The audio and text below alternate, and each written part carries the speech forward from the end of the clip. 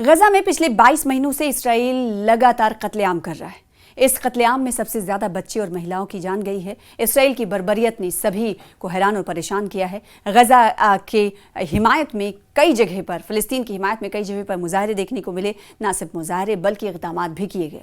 गजा के हालात देखकर दुनिया के नेताओं और लोगों का दिल पिघल गया। लेकिन इसराइल के पीएम बेंजामिन नेतन्याहू और अमेरिकी राष्ट्रपति डोनाल्ड ट्रंप का दिल अभी भी नहीं भरा है और अमेरिका की सहमति से गजा में कत्लेआम जारी है। इस बीच तुर्की की फर्स्ट लेडी एमीन एर्दोगान ने इस कत्लेआम को रोकने के लिए यूएस की फर्स्ट लेडी मेलानिया ट्रंप को एक खत लिखा है। एमीन एर्दोगान ने मेलानिया ट्रंप को एक जज्बाती खत लिखा है और इस जज्बाती खत को लिखते हुए गजा के बच्चों की हालात पर ध्यान देने की अपील की है।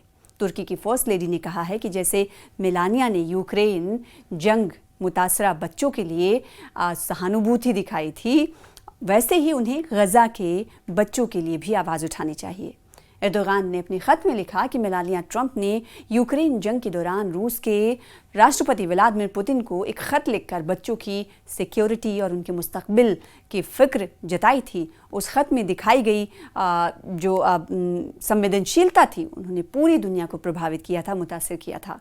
साथ ही उन्होंने कहा कि हर बच्चे का हक है कि वो एक सुरक्षित, महफूज और प्यार भरे माहौल में बड़ा हो।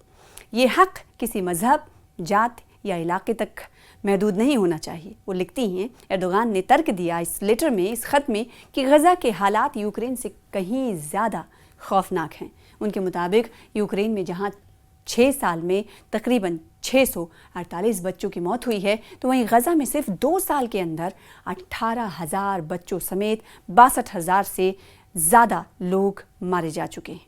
खत में एर्दोगान ने गजा के हालात को बेहद जज्बाती ढंग से पेश किया है। उन्होंने कहा कि पहले सैनिक जो थे, जवान शब्द शहीद, लफ्ज़ शहीद हुए उन सैनिकों के लिए इस्तेमाल किया जाता था जिनकी पहचान नहीं हो सकी थी, लेकिन अब गजा में हज़ारों बच्चों को बच्चे के नाम से, अज्ञात बच्चे के नाम से दफनाया जा रहा है। उन्होंने लिखा कि ये लफ्ज़ हमारी रूह को झकझोर देता है।